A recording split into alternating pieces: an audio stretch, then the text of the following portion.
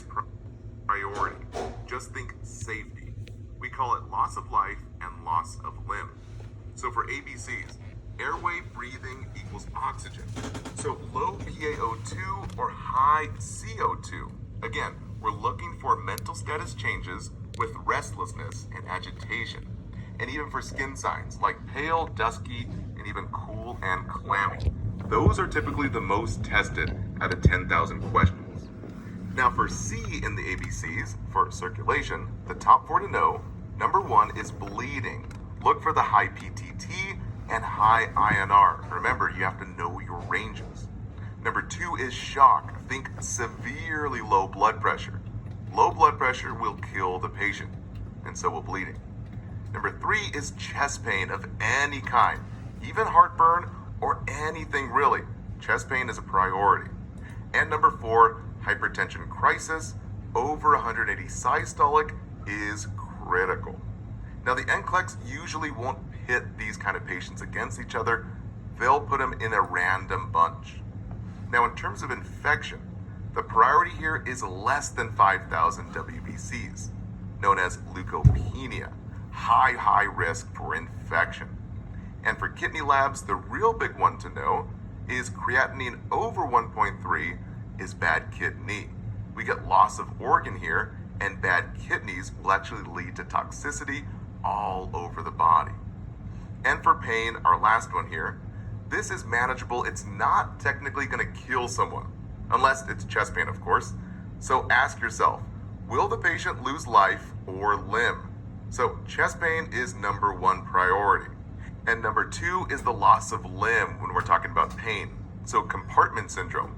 If the question states that the client just had a cast placed, or if the limb is broken, and key terms here, unrelieved with pain meds like morphine or hydromorphone.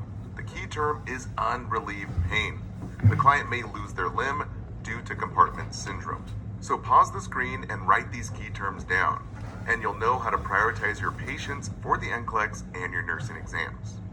Okay, now for a deeper dive and more specifically for airway and breathing, let's talk about oxygenation. So for ABGs, not the pulse oximeter, a PaO2 is 80 to 100. That's normal. 60 or less is hypoxemic respiratory failure. Very low O2. Patients can go into respiratory failure and die. And again, a PaCO2 of 35 to 45 is normal. 50 or more can lead to hyper-C or hypercapnic respiratory failure. Just think high CO2 for hypercapnic. So once again, hypercappy, we give a BiPAPy, or we intubate and ventilate. Now more specifically for circulation, the bleeding here in terms of prioritization, an INR over 4 and a PTT over 100. What do?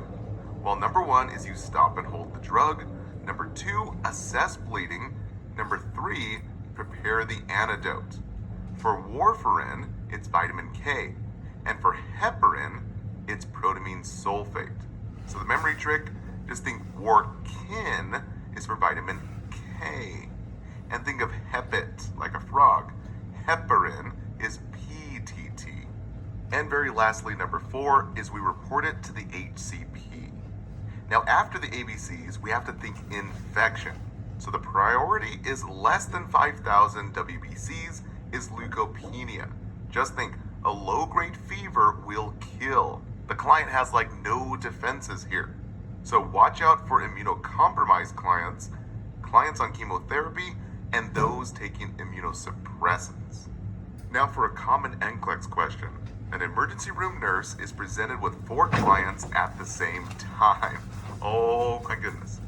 Which of the following clients should the nurse see first? Okay, now before looking at the options, always ask yourself, who dies first? So start with the ABCs. Loss of life first, and then loss of limb. So option 1, a client with a low-grade fever, a headache, and fatigue for the past 72 hours. Maybe.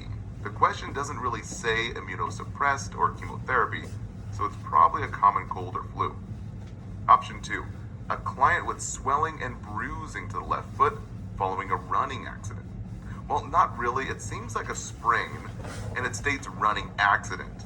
Now, it doesn't state pale skin or tingling or unrelieved pain, typical of compartment syndrome.